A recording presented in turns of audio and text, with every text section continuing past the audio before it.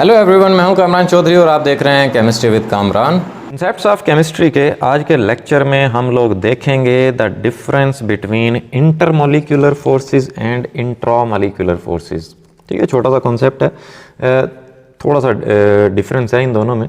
अक्सर स्टूडेंट्स जो है वो कंफ्यूज होते हैं, उन्हें नहीं पता चलता कि इंटरमॉलिक्यूलर फोर्सेस किनको कहा जाता है और इंट्रामॉलिक्यूलर फोर्सेस किसको कहा जाता है। तो सबसे पहले हम इनको डिफ़ाइन कर लेते हैं। इंटरमॉलिक्यूलर फोर्सेस को आप किस तरह से डिफ़ाइन करते हैं कि the forces of attraction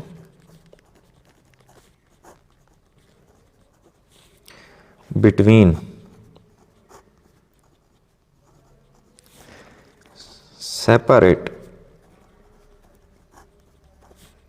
molecules,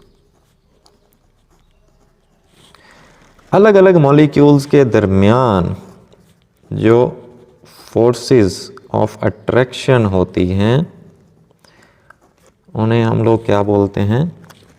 intermolecular forces बोलते हैं। ठीक है, ये याद रखना कि अलग अलग मॉलिक्यूल्स के दरमियान पाए जाने वाली फोर्सेस को हम इंटरमॉलिक्यूलर फोर्सेस बोलते हैं, या इन सिंपल वर्ड्स मॉलिक्यूल्स के दरमियान पाए जाने वाली फोर्सेस को हम लोग इंटरमॉलिक्यूलर फोर्सेस बोलते हैं। ठीक हो गया। फिर इसी तरह इंट्रामॉलिक्यूलर फोर्सेस क्या होती हैं? इनको कुछ आप इस तरह से डिफाइन करते हैं कि the forces of attraction between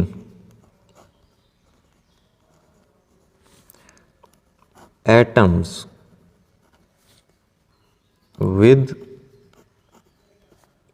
in a molecule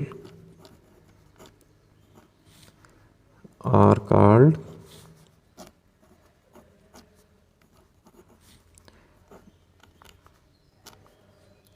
intra molecular forces. अब देखें डिफरेंस क्या है।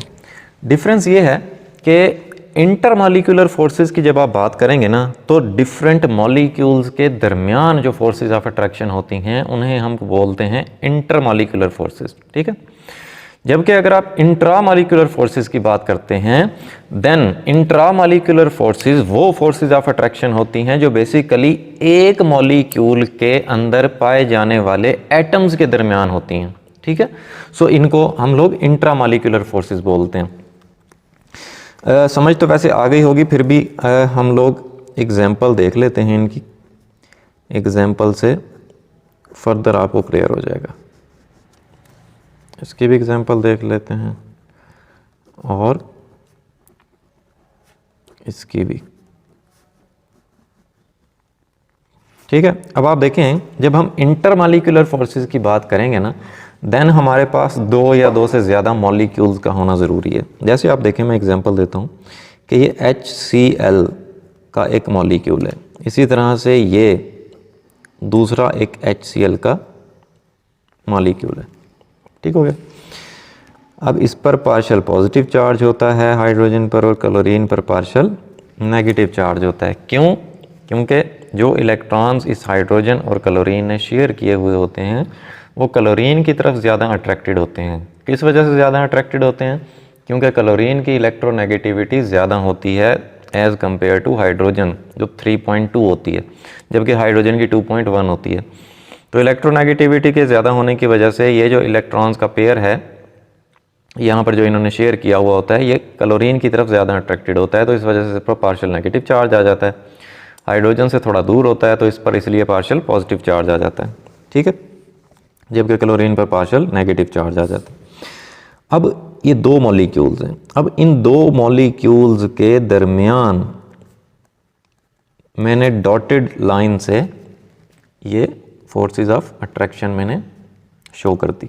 ठीक है, तो फिर इनको बेसिकली अब देखो ये एक मॉलिक्यूल है और ये दूसरा मॉलिक्यूल है, अब इन दो मॉलिक्यूल्स के दरमियान पाए जाने वाली जो फोर्सेस ऑफ अट्रैक्शन होती हैं ना, उन्हें हम बोलते हैं इंटरमॉलिक्यूलर फोर्सेस। ठीक हो गया। फिर इसी तरह से आप देखें कि ये मैं अगेन इसी तरह से दो मॉलिक्यूल्स को मैं बना लेता हूँ HCl के, जिस पर partial positive partial negative charges हैं। अब आप देखें इंट्रामॉलिक्यूलर फोर्सेस क्या होंगी। एक मॉलिक्यूल के अंदर पाए जाने वाले एटम्स के दरमियान जो फोर्सेस होती हैं, ये जैसे जो हाइड्रोजन और क्लोरीन के दरमियान फोर्स ऑफ अट्रैक्शन होगी, उसे हम बोलते हैं इंट्रामॉलिक्यूलर फोर्सेस। ठीक हो गया। तो होपफुली आपको अब क्लियर हो गया होगा कि इंटरमॉलिक्यूलर फोर्सेस क्या होती हैं और इंट्रामॉलिक्यूलर फोर्सेस क्या होती हैं। फिर भी अगर आप लोगों के माइंड में कोई क्वेश्चन है, कोई कन्फ्यूजन है, देन आप नीचे कमेंट सेक्शन में मुझसे पूछ सकते हैं। अगर आपको वीडियो पसंद आई है देन चैनल को सब्सक्राइब ज़रूर कीजिएगा, वीडियो को लाइक किया करें, शेयर किया करें। Thank you very much.